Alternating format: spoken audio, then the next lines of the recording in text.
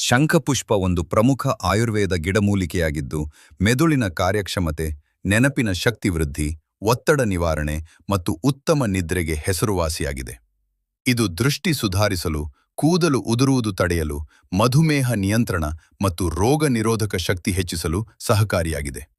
ಇದರ ನೀಲಿ ಚಹಾ ದೇಹಕ್ಕೆ ಉತ್ಕರ್ಷಣ ನಿರೋಧಕಗಳನ್ನು ಒದಗಿಸುತ್ತದೆ. ಆಯುರ್ವೇದದಲ್ಲಿ ಬಹಳ ಪ್ರಸಿದ್ಧವಾದ ಔಷಧೀಯ ಸಸ್ಯ. ಇದನ್ನು ಕನ್ನಡದಲ್ಲಿ ಶಂಖಪುಷ್ಪಿ ಅಥವಾ ಅಪರಾಜಿತೆ ಎಂದು ಕರೆಯುತ್ತಾರೆ. ಇದು ಸಾಮಾನ್ಯವಾಗಿ ತೋಟಗಳಲ್ಲಿ ಅಥವಾ ಬೇಲಿ ಹತ್ತಿ ಬೆಳೆಯುವ ಲತೆ ಅಥವಾ ಸಸ್ಯ. ಶಂಖಪುಷ್ಪದ ಪ್ರಮುಖ ಉಪಯೋಗಗಳು: ಮೆದುಳಿನ ಆರೋಗ್ಯ. ಇದು ನೆನಪಿನ ಶಕ್ತಿ ಮತ್ತು ಏಕಾಗ್ರತೆಯನ್ನು ಹೆಚ್ಚಿಸುತ್ತದೆ, ವಿಶೇಷವಾಗಿ ಮಕ್ಕಳಿಗೆ ಓದುವ ಸಾಮರ್ಥ್ಯವನ್ನು ಸುಧಾರಿಸಲು ಸಹಾಯ ಮಾಡುತ್ತದೆ. ಒತ್ತಡ ಮತ್ತು ನಿದ್ರಾಹೀನತೆ. ಶಂಖಪುಷ್ಪ ಚಹಾ ಸೇವನೆಯು ಮಾನಸಿಕ ಒತ್ತಡ, ಆತಂಕ ಮತ್ತು ಖಿನ್ನತೆಯನ್ನು ಕಡಿಮೆ ಮಾಡಿ ಉತ್ತಮ ನಿದ್ರೆ ಬರುವಂತೆ ಮಾಡುತ್ತದೆ. ಕಣ್ಣಿನ ದೃಷ್ಟಿ.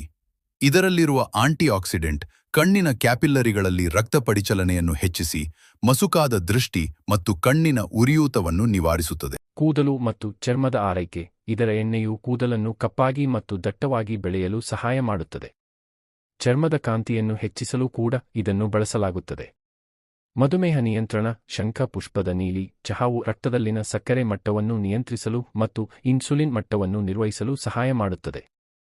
ಜೀರ್ಣಕ್ರಿಯೆ ಮತ್ತು ಇತರ ಆರೋಗ್ಯ ಲಾಭಗಳು. ಹೊಟ್ಟೆ ಉಬ್ಬರ, ಅಜೀರ್ಣವನ್ನು ನಿವಾರಿಸುತ್ತದೆ. ಇದರ ಬೇರು ಮೂತ್ರವರ್ಧಕವಾಗಿ ಕಾರ್ಯನಿರ್ವಹಿಸುತ್ತದೆ ಮತ್ತು ಚೇಳು ಕಚ್ಚಿದಾಗ ಲೇಪನವಾಗಿ ಬಳಸಲಾಗುತ್ತದೆ.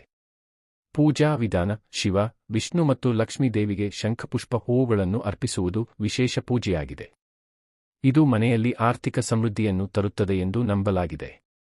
ಬಳಸುವ ವಿಧಾನ: ಶಂಖ ಪುಷ್ಪದ ಹೂವುಗಳನ್ನು ಒಣಗಿಸಿ ಅಥವಾ ಹಸಿಯಾಗಿ ಚಹಾ ರೂಪದಲ್ಲಿ ಅಥವಾ ಆಯುರ್ವೇದ ತಜ್ಞರ ಸಲಹೆಯಂತೆ ಚೂರ್ಣ ರೂಪದಲ್ಲಿ ಸೇವಿಸಬಹುದು. ಶಂಖಪುಷ್ಪಿ ಕಷಾಯವನ್ನ ಎಲೆ ಮತ್ತು ಹೂವನ್ನು ನೀರಲ್ಲಿ ಕುದಿಸಿ ಕುಡಿಯಬಹುದು.